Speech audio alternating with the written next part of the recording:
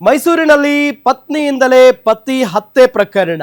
ಪತಿಯನ್ನ ಕೊಲ್ಲೋದಕ್ಕೆ ಸುಶೀಲಾಗೆ ಸಾಥ್ ಕೊಟ್ಟಿದ್ರು 4 ಜನ. ಈಗಾಗಲೇ ಪೊಲೀಸರಿಂದ 3ರನ್ನ ಅರೆಸ್ಟ್ ಮಾಡಲಾಗಿದೆ. ಓರ್ವ ಎಸ್ಕೇಪ್ ಆಗಿದ್ದಾನೆ.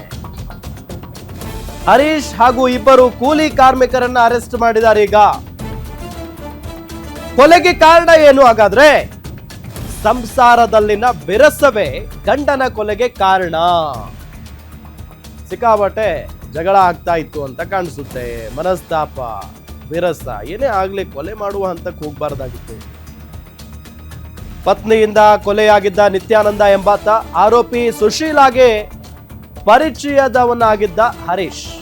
ಈತ ಇನ್ನು 3 ಜನ ಕರ್ಕೊಂಡ್ಬಂದು ನಿತ್ಯಾನಂದನನ್ನ ಕೊಲೆ ಮಾಡಿದ್ದಾರೆ. ಸುಶೀಲಾಳ ಗಂಡ ನಿತ್ಯಾನಂದನನ್ನ ಕೊಲೆ ಮಾಡಿರೋದು ನಿಮಗೆ ಫೋಟೋದಲ್ಲಿ ನಾವು ತೋರಿಸ್ತಾ ಇದ್ದೀವಿ. ಕೊಲೆಯಾಗಿರುವಂತ ನಿತ್ಯಾನಂದ ಅವರ ಫೋಟೋ, ಅವರ ಪತ್ನಿ ಕೂಡ ಜೊತೆಗಿದ್ದಾರೆ ನೋಡಿ, ಸುಶೀಲಾ ಆಕೆ ಹೆಸರು. ಏನೋ ಮನೆಯಲ್ಲಿ ಸಿಕ್ಕಾಪಟ್ಟೆ ವಿರಸ ಇತ್ತಂತೆ, ಜಗಳ ಆಗ್ತಾ ಇತ್ತಂತೆ. ಈ ಕಾರಣಕ್ಕೆ ನಮಗೆ ಪರಿಚಯಸ್ಥರನ್ನ ಕರೆಸ್ಕೊಂಡು ಕೊಲೆ ಮಾಡಿ ಅಂತ ಹೇಳಿದ್ಲಂತೆ ಈಕೆ.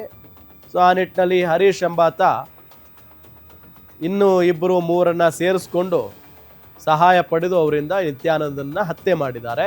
ಕುವೆಂಪು ನಗರ ಪೊಲೀಸರು ಈಗ ವಿಚಾರಣೆಯನ್ನ ತೀವ್ರಗೊಳಿಸಿದ್ದಾರೆ ಅನ್ನೋದು ಗೊತ್ತಾಗ್ತಾ ಇರುವಂತ ಸಂಗತಿ.